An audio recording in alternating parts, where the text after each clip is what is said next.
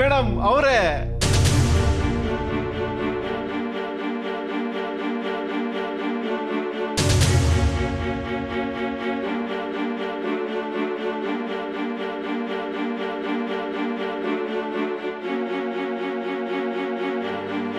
ಬನ್ನಿ sir. ಸಿಕ್ಕದ್ನ watchmen?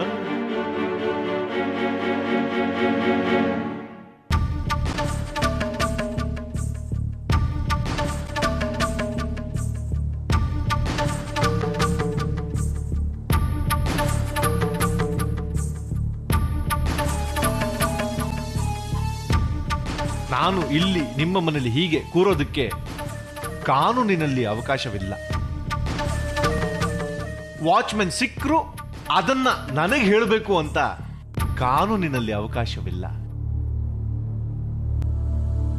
ನೀವು ಕೂತ್ಕೊಳ್ಳಿ ಸರ್. ನೀವು ಮಾತಾಡಿ ಮೇಡಮ್. ಅವನ ಬಗ್ಗೆ ವಿಚಾರಿಸಿ, ಅವ್ರ ಮನೆಗೆ ಹೋಗಿ ಅಲ್ಲೊಂದಷ್ಟು ಹಣ ಚೆಲ್ಲಿ ಅಲ್ಲಿಂದ ಎಬ್ಸಿ.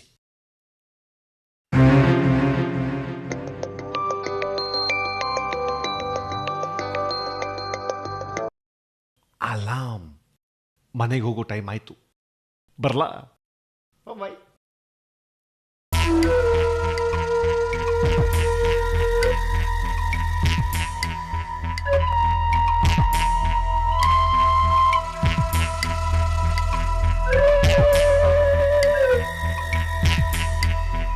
ಅಷ್ಟು ಗೊತ್ತಾಗಲ್ವಾ? ಅವನಿದ್ದಾಗ್ಲೇ ಬರ್ಬೇಕಾ? ಫೋನ್ ಮಾಡಿ ಬರ್ಬೇಕಲ್ವಾ? ಸಿಕ್ಕದ್ನಾ? ಮನೆಯಲ್ಲಿ ಗೊತ್ತಾಯ್ತಾ?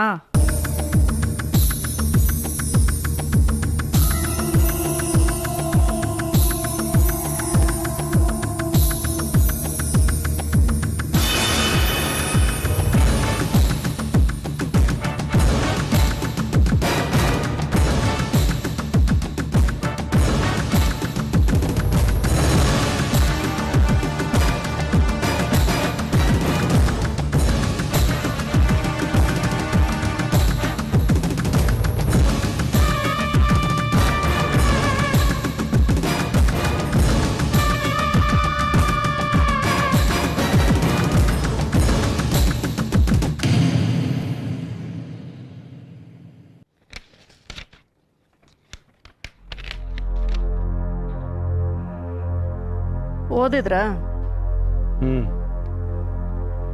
ಏನ್ ಅರ್ಥ ಆಯ್ತು? ಫೈನಾನ್ಸ್ ಕಾರ್ಪೊರೇಷನ್ ಅಲ್ಲಿ ಇವಳ ಹೆಸರಲ್ಲಿ ಸಾಲ ಆಗಿದೆ.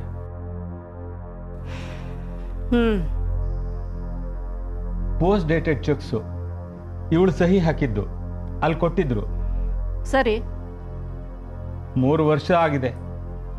ಸಾಲದ ಕಂತು ಕಟ್ಟಿಲ್ಲ, ಬಡ್ಡಿ ಕಟ್ಟಿಲ್ಲ. ಈಗ ಹೆಚ್ಚು ಕಮ್ಮಿ 1.5 ಲಕ್ಷದಷ್ಟು ಕಟ್ಟಬೇಕು. ಅಷ್ಟೇ? ಸಾಲ ಇವಳು ತಗೊಂಡಿದ್ದಲ್ಲ. ಸಹಿ ಹಾಕಿದಾರಲ್ಲ. ಕಟ್ಟದೆ ಹೋದ್ರೆ? ಹೋಗಿ ವಿಚಾರಿಸಿದ್ರ? ಏನಂದ್ರು? ಕಟ್ಟಿ ಇಲ್ಲದೆ ಹೋದ್ರೆ ತೊಂದರೆ ಆಗುತ್ತೆ. ಸರಿನೇ. ಚೆಕ್ ಬೌನ್ಸ್ ಆಗಿದೆ, ಕ್ರಿಮಿನಲ್ ಕೇಸ್ ಆಗುತ್ತೆ. ನನ್ಗೆ ಆಸ್ತಿ ಇಲ್ಲ, ಆದಾಯ ಇಲ್ಲ, ಸಾಲ ಯಾಕೆ ಕೊಟ್ರು? ಕೊಡಬಾರ್ದಿತ್ತು, ಕೊಟ್ಟಿದ್ದಾರೆ. ತಪ್ಪು ಅವ್ರದ್ದು, ನಾನ್ ಕಟ್ಟಲ್ಲ.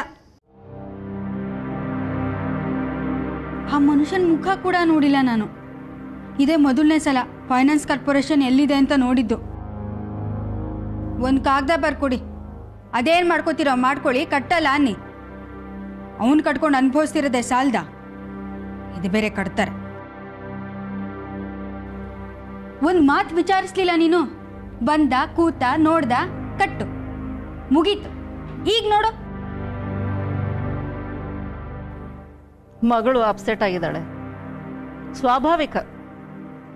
ಆದರೆ ಕಟ್ಟಲ್ಲ ಅನ್ನೋದು ಉತ್ತರ ಅಲ್ಲ. ಕಾನೂನು ರೀತಿ ಏನಾದರೂ ಸಾಧ್ಯನಾ? ಕೋರ್ಟ್ಗೆ ಹೋಗ್ಬೋದು, ಕೇಸ್ ನಡೆಸ್ಬೋದು. ಯಾರ ಮೇಲೆ ಹಾಕ್ತೀರಿ ಕೇಸು? ಫೈನಾನ್ಸ್ ಕಾರ್ಪೊರೇಷನ್ ಮೇಲೆ. ಅವ್ರದ್ದೇನು ತಪ್ಪು? ಮೋಸ ಆಗಿದೆ ನಿಜ. ಯಾರಿಂದ? ಇವಳು ಗಂಡನಿಂದ. ಏನ್ ನನ್ ಗಂಡ? ನಿನಗೂ ಅಳಿಯನೆ, ನೀನಲ್ವಾ ಹುಡುಕಿದ್ದು? ಸುಮ್ಮನಿರ್ತೀಯಾ?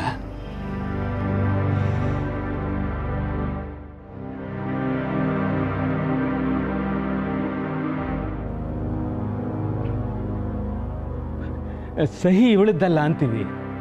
ಸಾಲ ಇವಳು ತಗೊಂಡಿಲ್ಲ, ಅದಂತೂ ಸತ್ಯ. ಇವಳು ಸಹಿ ಅವನೇ ಹಾಕಿದ್ದಾನೆ. ಇವಳಿಗೂ ಮೋಸವಾಗಿದೆ. ಆ ದಿಕ್ಕಲ್ಲಿ ಹೊರಟ್ರೆ ಪ್ರಯತ್ನ ಮಾಡ್ಬೋದು, ಆದ್ರೆ ಯಾರು ನಡೆಸ್ತಾರೆ? ವಕೀಲರು ಬೇಕಲ್ವಾ?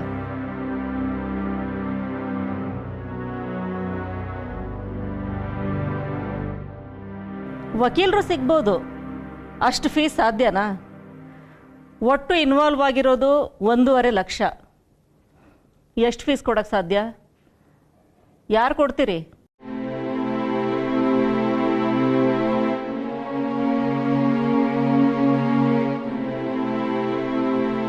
ಅಷ್ಟ್ರ ಮೇಲೆ ನಡೆಸಿದ್ರು ಗೆಲ್ಲೋ ಗ್ಯಾರಂಟಿ ಇಲ್ಲ. 1-2 ವರ್ಷ ಆದ್ಮೇಲೆ ಕಟ್ಟಲೇಬೇಕಾಗುತ್ತೆ. ಎಲ್ಲಮ್ಮ ನಿನ್ ಗಂಡ ಹುಡುಕ್ಸು, ದಬಾಯಿಸು, ಅಲ್ಲಿದೆ ಉತ್ತರ. ನಿಮ್ಮ ಅಪ್ಪಂಗೆ ಬುದ್ಧಿ ಇರಲಿಲ್ಲ, ಮದುವೆ ಮಾಡಿದ್ರು. ಆದ್ರೆ ನಿನಗೆ ಬುದ್ಧಿ ಇರಲಿಲ್ವಾ? ಸೈನ್ ಮಾಡಿದ್ಯಾ?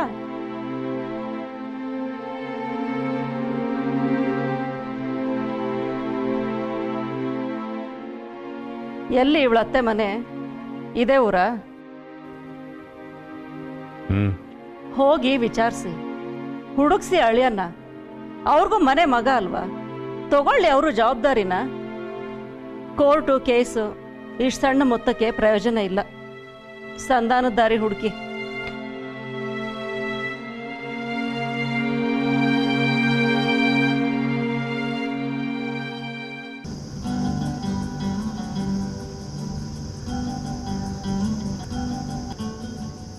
ಬರ್ಫಿ, ಕಟ್ಲೆಟ್, ಹಲ್ವಾ, ಚಿಪ್ಸ್,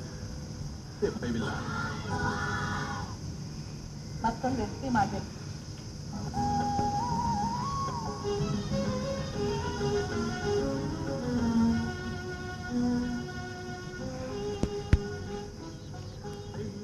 ಅನುಭವದ ಮಾತುಗಳನ್ನು ಹೇಳೋ ಆಸೆ. ಬದುಕಿನ ಸತ್ಯಗಳು ಕಟು ಅನಿಸುತ್ತವೆ.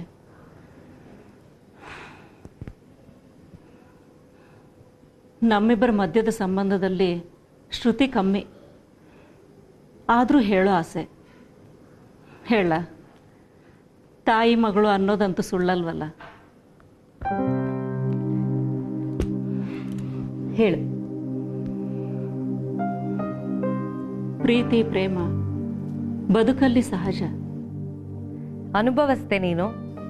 ಒಂಟಿ ಮನಸ್ಸು ಸಖ್ಯಕ್ಕೆ ಹಾತೊರೆಯುತ್ತೆ. ವಯಸ್ಸು ವಿವೇಚನೆನ ಗಾಳಿ ತೂರುತ್ತೆ. ಅವಕಾಶವಾಗಿ ಬದುಕಲ್ಲಿ ಸಿಕ್ಕ ಮೊದಲನೇ ಗಂಡೆ ರಾಜ್ಕುಮಾರ ಅನ್ಸುತ್ತೆ. ತಪ್ಪಿಲ್ಲ. ಈ ಎಲ್ಲ ಪ್ರೀತಿ ಪ್ರೇಮಗಳು ಮದುವೆಲೆ ಮುಗಿದ್ರೆ ಚಂದ. ಆಗ್ತಿದ್ಯಲ್ಲ, ಅದರಲ್ಲಿ ಸಂತೋಷ ಇದೆ. ಅದಲ್ಲ, ಮತ್ತೆ ಸಣ್ಣದೊಂದು ಅನುಮಾನ. ಏನು? ಆಯ್ಕೆ ತಪ್ಪಾಗಿದೆಯೇನೋ ಅಂತ. ಅಂದ್ರೆ ಪ್ರೀತಿ ಪ್ರೇಮಕ್ಕೆ ಯಾರು ಸಾಕು, ವಯಸ್ಸಿನ ಚಪಲ ವಯಸ್ಸಿನ ಜೊತೆ ಕಳೆದು ಹೋಗುತ್ತೆ. ಆದ್ರೆ ಸಂಸಾರ ಕಾಲವೂ ನಡಿಬೇಕಾದ್ದು. ಗಂಡ ಹೆಂಡತಿ ಸಂಬಂಧ ನಿರಂತರವಾದ್ದು, ಆಯಸ್ಸಿರುವವರೆಗೂ. ಮನುಷ್ಯ ಮತ್ತವನ ಪರಿಸ್ಥಿತಿ ಸೂಕ್ತ ಅಲ್ಲದೆ ಇದ್ರೆ ಬದುಕು ಕಷ್ಟ ಕಣೆ. ರಘು ಅದಕ್ಕೆ ಸೂಕ್ತ ಅಲ್ಲ ಅನ್ಸ್ತಿದ್ಯಾ? ನೋಡೋಕ್ ಚೆನ್ನಾಗಿದ್ದಾನೆ, ಆಗ್ಬೋದು ಅನ್ನಿಸ್ತು. ಓದಿದಾನೆ, ಕೆಲಸ ಆಗುತ್ತೆ. ಇದಕ್ಕಿಂತ ಇನ್ನೇನು ಬೇಕು ಅನ್ನಿಸ್ತು. ಸ್ವಂತಕ್ಕೆ ಹಣ ಬೇಕು ಅಂದ. ಇಷ್ಟು ಸ್ವಾರ್ಥ ಇರಬೇಕು, ಇರ್ಲಿ ಅನ್ನಿಸ್ತು. ಆದರೆ ತಂದೆ ತಂಗಿಗೆ ಇಂಥದ್ದೇ ಬೇಕು ಅಂದ.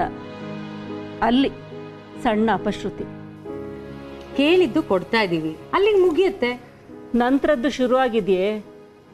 ಅವ್ರ ಅಪ್ಪನ ತನಿಖೆ, ಶ್ಯಾಮರಾಯರ ಕೊಲೆ ಕೇಸ್ನಲ್ಲಿ. ಅವ್ರಿಗೂ ಅದಕ್ಕೂ ಸಂಬಂಧ ಇಲ್ಲದೆ ಇರ್ಬೋದು, ಆದರೆ ತನಿಖೆ ಅಂತೂ ಇದೆ. ಹೆಚ್ಚು ಕಮ್ಮಿ ಅಂತಾದರೆ ಕೇಸ್ ಆಗುತ್ತೆ.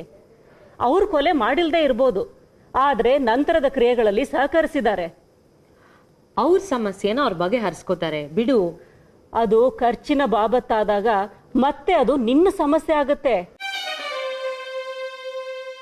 ಅದ್ರ ಮೇಲೆ ಈ ಫೈನಾನ್ಸ್ ಕಾರ್ಪೊರೇಷನ್ ಸಾಲದ ಗೊಂದಲ. ಒಂದಾದ್ಮೇಲೊಂದು ಸಣ್ಣ ಸಣ್ಣದಾಗಿ ಸಮಸ್ಯೆಗಳು ಉದ್ಭವಿಸ್ತಾನೆ ಇವೆ. ಮರ ಗಟ್ಟಿ ಇಲ್ಲ ಕಣೆ, ಗೆದ್ಲು ಹಿಡ್ದಿದೆ. ಆಸರೆಗೆ ಅಂತ ಅಪ್ಕೊಳ್ಳೋಕೆ ಸೂಕ್ತ ಅಲ್ಲ. What you mean? ಅನುಭವದ ಮಾತು. ಕಾಲವೂ ನೆಚ್ಚಿಕೊಂಡು ಬದುಕೋ ಸನ್ನಿವೇಶ ಅಥವಾ ಯೋಗ್ಯತೆ ರಘುಗಿಲ್ಲ. You must be joking. ಈಗ ಆ ಚರ್ಚೆನಾ? Better late than never. ಮದುವೆ ಆದ್ಮೇಲೆ ನಿರ್ಧಾರ ಕಷ್ಟ. ಛತ್ರ ಆಗಿದೆ, ದಿನದ ನಿಷ್ಕರ್ಷೆ ಆಗಿದೆ, ನಿಶ್ಚಿತಾರ್ಥಕ್ಕೆ ಜನನ್ ಕರೆದಾಗಿದೆ. So what? ಒಡವೆ ವಸ್ತ್ರದಾಗಿದೆ, ಅವ್ರಿಗೆ ಕೊಡೋದಾಗಿದೆ. ಸರಿ, ಈಗ ಗಂಡ ಸರಿನಾ, ಸಂಬಂಧಕ್ಕೆ ಯೋಗ್ಯನಾ, ಆ ಪ್ರಶ್ನೆನಾ? ಪ್ರೀತಿ ಕಣ್ಣನ್ನ ಕುರುಡಾಗಿಸಿರುತ್ತೆ, ತಪ್ಪಿಲ್ಲ. ಆ ಘಟ್ಟ ಮುಗಿದಾಯ್ತು. ಅಲ್ಲಿಂದ ಮದುವೆವರೆಗೂ ಕಣ್ಣು ತೆರೀತಿರುತ್ತೆ, ಜಿಜ್ಞಾಸೆ ನಡೀತಿರುತ್ತೆ. ಮನ್ಸಿಗೆ ಬಂದ ವಿಷಯನ ಹೇಳಿದ್ದೀನಿ, ಯೋಚಿಸು. ನೊಮ್ ದೊಮ್ ದೊಮ್ದ ನೊಮ್ ದೊಮ್ ದೊಮ್ದ ನೊಮ್ ದೊಮ್ ದೊಮ್ದನ ನೊಮ್ ದೊಮ್ ದೊಮ್ದ ನೊಮ್ ದೊಮ್ ದೊಮ್ದ ನೊಮ್ ದೊಮ್ ದೊಮ್ದನ ನೊಮ್ ದೊಮ್ ದೊಮ್ದ ನೊಮ್ ದೊಮ್ ದೊಮ್ದ ನೊಮ್ ದೊಮ್ ದೊಮ್ದನ ನೊಮ್ ದೊಮ್ ದೊಮ್ದ ನೊಮ್ ದೊಮ್ ದೊಮ್ದ ನೊಮ್ ದೊಮ್. ನನ್ನ ಮದುವೆ ಹತ್ರ ಬರ್ತಿದ್ದ ಹಾಗೆ ನನಗೂ ಅನಿಸಿತ್ತು, ಇದೆಲ್ಲ ಬೇಕಿತ್ತ? ವಯಸ್ಸಿನ ಹುಚ್ಚು, ಅದರೊಟ್ಟಿಗೆ ಬಿಟ್ಟು ಬಿಡ್ಬೋದಾಗಿತ್ತೇನೋ ಅಂತ. ನಿನಗೂ ಹಾಗೆ ಅನ್ನಿಸ್ತಿದ್ರೆ ಅದು ತಪ್ಪಲ್ಲ.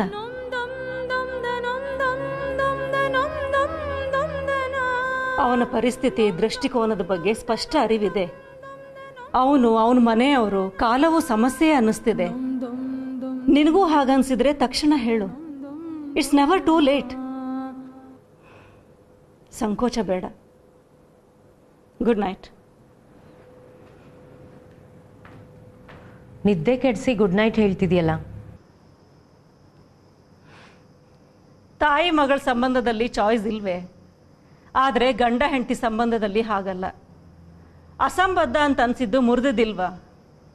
ಇದಿನ್ನೂ ಹಾಗೇ ಇಲ್ಲ, ನೋಡು.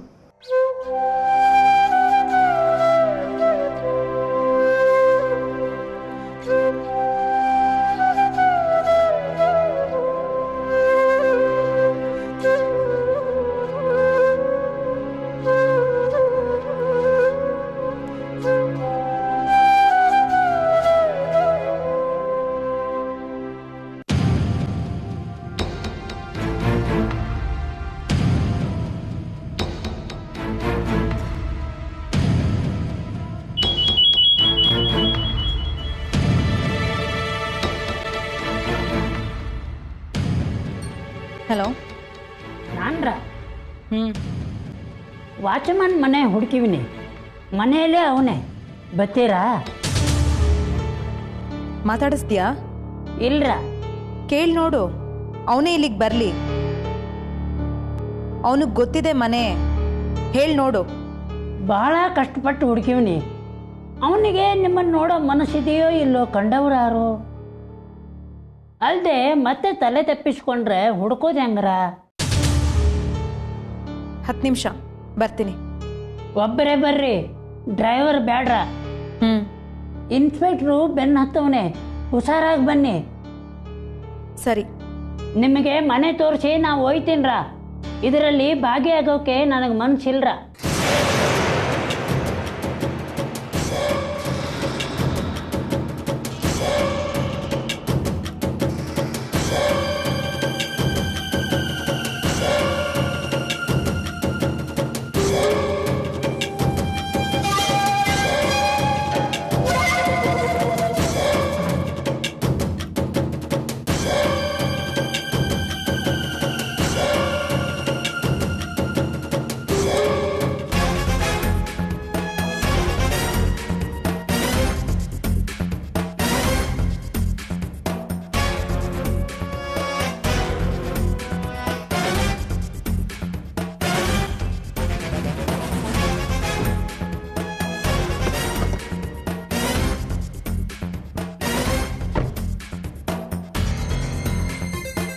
ಎಲ್ಲಿ ಮನೆ?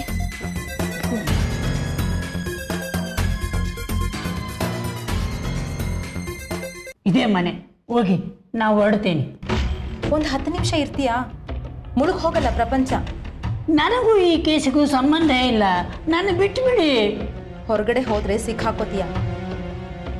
ಮನೆಯಿಂದ ಆಚೆ ಬಂದೆ, ಮನೇಲಿ ಇನ್ಸ್ಪೆಕ್ಟರ್ ಕಾಯ್ತಿದ್ದ. ನನಗೆ ಗೊತ್ತಿಲ್ಲ ಅನ್ನೋ ಥರ ಕಾರ್ ಡ್ರೈವ್ ಮಾಡ್ಕೊಂಡು ಬಂದಿದ್ದೀನಿ. ಅವನು ನನ್ನ ಹಿಂದೆನೇ ಬಂದಿದ್ದಾನೆ, ಅಲ್ಲಿ ನಿಂತಿದ್ದಾನೆ. ಹೊರಗೆ ಹೋದ್ರೆ ಸಿಕ್ಕಾಕೋತೀಯ. ನಾನು ನಿಮಗೆ ಮೊದಲೇ ಹೇಳಿದೆ ಹುಷಾರಾಗಿ ಬನ್ನಿ ಅಂತ. ನನಗೆ ಈ ವಾಚ್ಮ್ಯಾನ್ ಅವಶ್ಯಕತೆ ಇಲ್ಲ. ಅವತ್ತು ರಾತ್ರಿ ಇದ್ದ, ಒಳಗೆ ಕರ್ಕೊಂಡು ಬರೋದಕ್ಕೆ ಸಹಾಯ ಮಾಡ್ದ. ಮಾರನೇ ದಿನ ಬೆಳಗ್ಗೆಯಿಂದ ನಾಪತ್ತೆ. ಆದ ಘಟನೆಗಳಿಗೆ ಇವನು ಸಾಕ್ಷಿ. ಇವನನ್ನ ವಿಚಾರಿಸಿದ್ರೆ ಸತ್ಯ ಹೊರಗೆ ಬರುತ್ತೆ. ನಾನೇನು ಮಾಡಿದ್ದೀನಿ ಇಲ್ಲ ಅನ್ನೋದು ನನಗೆ ಗೊತ್ತಿದೆ. ಇವನ್ ಸತ್ಯ ಹೇಳಿದ್ರೆ ನನಗೆ ಬಿಡುಗಡೆ. ಅದಕ್ಕೆ ಇವನನ್ನ ಹುಡುಕ್ಸಿದ್ದು. ಒಂದು 10 ನಿಮಿಷ ಇಲ್ಲೇ ಇರು.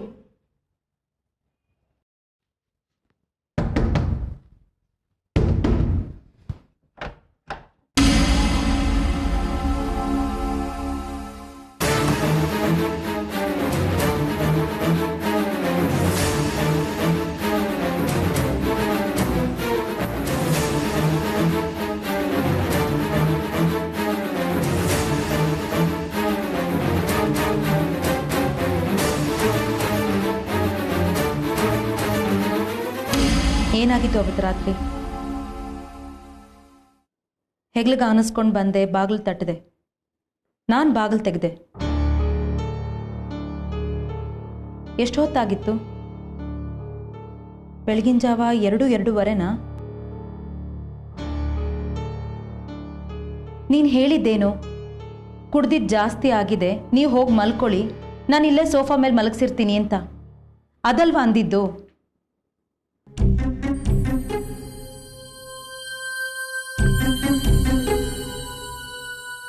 ಜೀವಂತವಾಗಿರ್ಲಿಲ್ವಾ? ಹೋಗ್ಬಿಟ್ಟಿದ್ರಾ?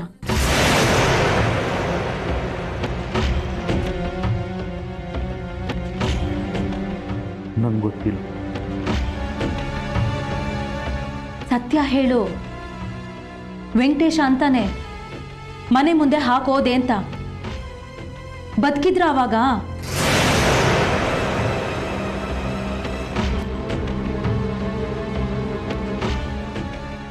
ನೆನಪಿಲ್ಲ. ವೆಂಕಟೇಶ ಹೋದ್ಮೇಲೆ ಬೇರೆ ಯಾರಾದ್ರೂ ಬಂದಿದ್ರ ಅಲ್ಲಿಗೆ?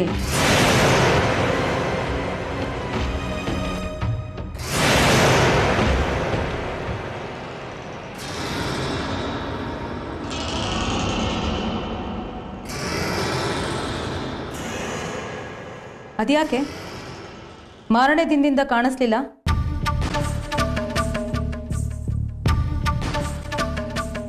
ಕೆಲಸ ಬೇಡ ಅನ್ನಿಸ್ತು. ಕೈ ತುಂಬ ಕಾಸು ಓಡಾಡ್ತಿದೆ ಅಂತ ಕೇಳಿದೆ.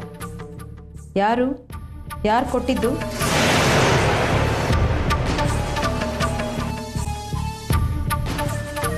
ಹೇಳ್ಬೇಡ, ನನಗೇನು ಹೇಳ್ಬೇಡ.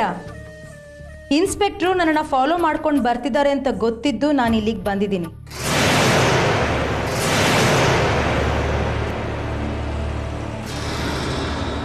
ಯಜಮಾನ್ರು ಸಾವು ಅಸಹಜ ಗೊತ್ತು. ಕಾರಣ ತಿಳ್ಕೊಂಡು ನನಗಾಗಬೇಕಾದೇನೂ ಇಲ್ಲ. ನೀನಿರೋ ಜಾಗ ಇನ್ಸ್ಪೆಕ್ಟ್ರಿಗೆ ತೋರಿಸಿದ್ದೀನಿ.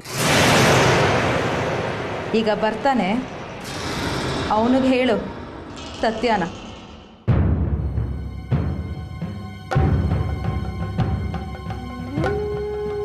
ನಡಿ.